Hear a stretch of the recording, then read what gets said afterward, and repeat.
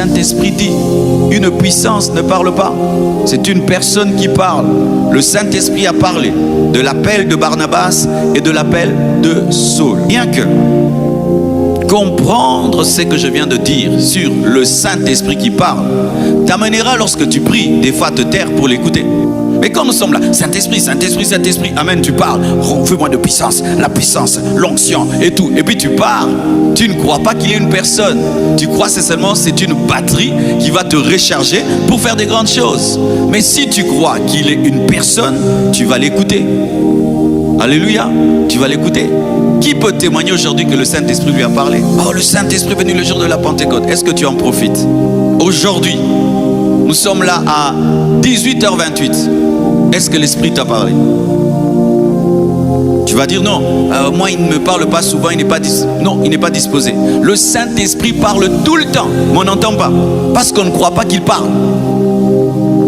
Le Saint-Esprit t'a parlé le matin, il t'a parlé à midi, il t'a parlé avant ce culte, et il te parle pendant ce culte. Mais tu dois croire qu'il parle pour que tu reçoives de lui quelque chose. Alléluia.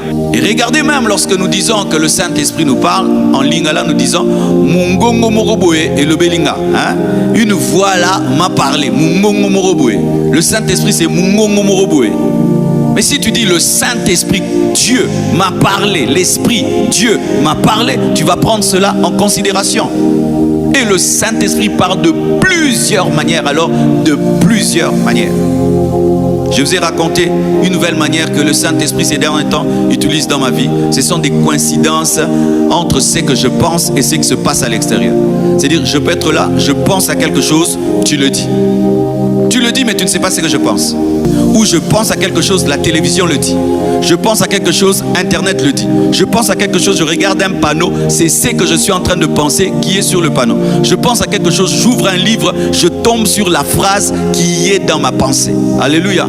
Le Saint-Esprit parle. Mais soyez sensibles. Et une seule direction de sa part peut changer toute votre vie. Alléluia. Je bénis toujours Dieu d'avoir écouté le Saint-Esprit lorsqu'il m'avait dit quitte Lemba, va à Limete. Imaginez si j'avais dit nous serons toujours là-bas. Alléluia. Mais j'ai cru que le Saint-Esprit parle et j'ai mis ma vie dans une voix que j'ai entendue croyant que c'était Dieu. Et c'était Dieu. Amen. Frères et sœurs, vous pensez que Dieu peut nous donner la personne du Saint-Esprit pour qu'elle soit muette en nous? Non, tu n'as pas un Saint-Esprit muet en toi. Le Saint-Esprit parle trop. Aujourd'hui, tu as parlé même 100 fois.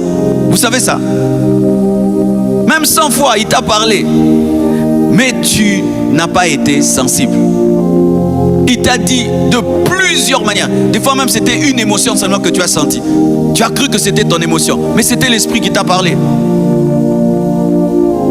Le Saint-Esprit parle. Et s'il parle, il n'est pas une puissance, parce qu'une puissance ne parle pas.